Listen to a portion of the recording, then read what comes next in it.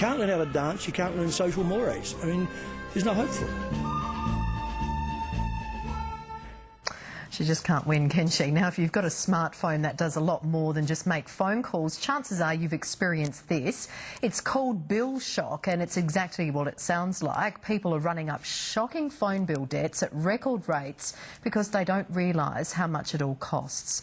As Laura Sparks reports, Telstra alone is chasing $364 million in unpaid bills. When I saw the bills, I was in shock. I couldn't believe it. If you go over the limit, you have the potential to run up a phone bill in the thousands, and that's what's commonly known as bill shock.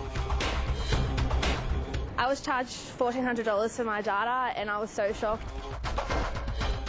With 20,000 complaints a month, nearly 700 a day, bill shock suffered by smartphone users when they get an unexpected large bill has now become a commonly understood term. The first adopters, the early adopters of smartphones, were tech-savvy people, and they knew that these phones would use a lot of data, and we didn't have much of a problem with bill shock to start with. But now a third of all mobiles are smartphones, and users have a limit of how much internet data they can use. When they unknowingly go over, they're charged excessive fees. But Telstra is firing the first bullet against bill shock.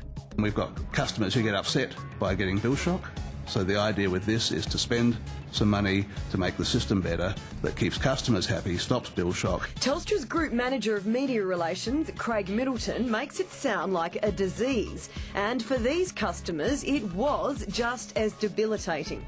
That was $1,500 that I could have paid on my children's school fees or bills or anything really, besides paying for data. Marcia Furman's daughter was constantly on Facebook. She had no idea data usage wasn't included in her plan. I'd like to have seen Vodafone to probably try to contact me and say, look, the usage is quite high. Lauren Warner went to Thailand and used Facebook. Her bill was $1,700, $300 in phone calls, the rest on data off the internet.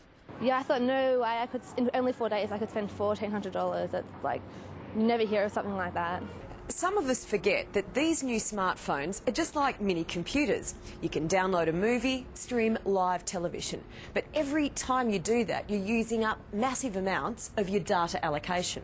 So with this new Telstra initiative, when you hit your data limit, you're going to know instantly. When they've used their 1 gig, 2 gig, 3 gig allowance for data for their mobile phone for the month, it'll slow down. It won't lead to excess charges. They won't get charged for using more than their allowance. It'll just slow it down. How slow is it going to be? It'll be too slow for video streaming and that sort of thing, but it'll keep your email going. We'll send you a text message to your phone letting you know you've used up 80%, and we'll repeat that at 100%. It's absolutely a win for consumers, and Telstra's shown real leadership here. Elise Davidson from the Australian Communications Consumer Action Network points out if you download a 3-minute song, that's 3 megabytes.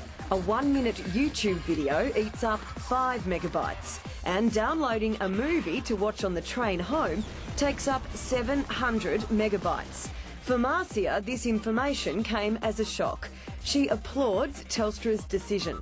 You're not shocked by any extra bills or unexpected bills that you have to pay for.